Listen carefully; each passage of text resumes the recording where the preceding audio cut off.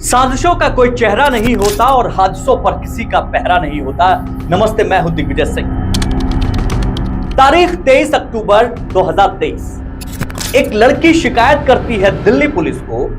Instagram पर दोस्ती के नाम पर एक आईडी से एक मैसेज आया और उस मैसेज पे जो आदमी था उसने बताया कि वो नॉर्वे में सी इंजीनियर है, समुद्र के जहाज का इंजीनियर, और उस लड़की को अपने शादी के जाल में फंसाने के लिए उस नॉर्वे के शख्स ने, सी इंजीनियर ने, कुछ उपहार और यूरो में पैसे भेजे। अब उपहार हासिल करने के लिए कस्टम क्लियरेंस का एक भुगतान करना पड़ता है, एक छोटी सी फीस होती है। भारत आने के लिए उस बंदे ने अपना फोटो सब कुछ दिया, अपना टिकट का फोटो दिया और सब कुछ बताया, मतलब कुल मिला के उसको अपने झांसे में ले लिया और उससे करीब 11,39,000 रुपए ट्रांसफर करा दिए। जब ये पुलिस के पास मामला पहुंचा तो पुलिस ने इस मामले को सुलझाने के लिए बैंक डिटेल्स सबसे पहले देखी और बैंक डिटेल्स पे जब उन्होंने निगरानी किया तो पता चलता है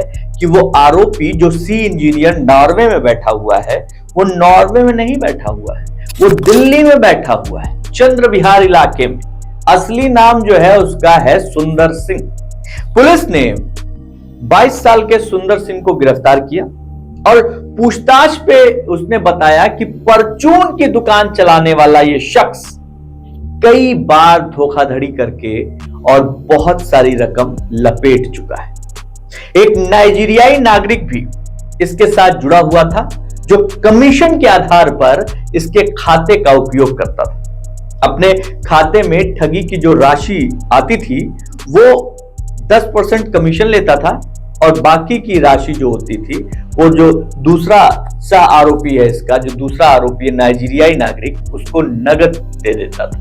ये पूरी जानकारी मिलने पर पुलिस की टीम ने उस शख्स के किराने की जो दुकान थी चंद्र विहार में, उसके पास में एक जाल बिछाया और निशानदेही पर जो आरोपी पकड़ा गया था उसके निशानदेही पर उस नाइजीरियाई नागरिक को भी पकड़ लिया गया।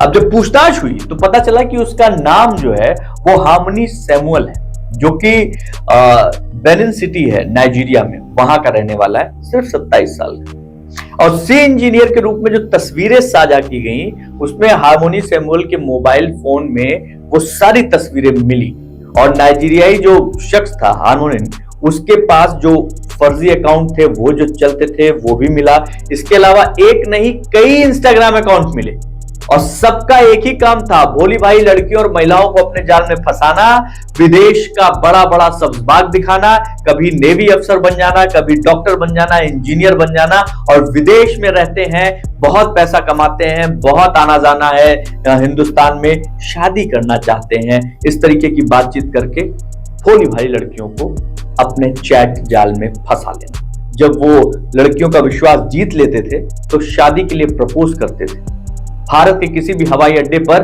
नकली उपहार या पार्सल भेजते थे और उस पार्सल को हासिल करने के लिए कस्टम क्लियरेंस फीस के नाम पर भुगतान करने के लिए कहते थे कि भैया छोटी सी फीस का भुगतान कर दो, काम खत्म। और वो लड़कियां छोटी सी फीस के चक्कर में, अपने इमोशंस के चक्कर में लुट जाती थी।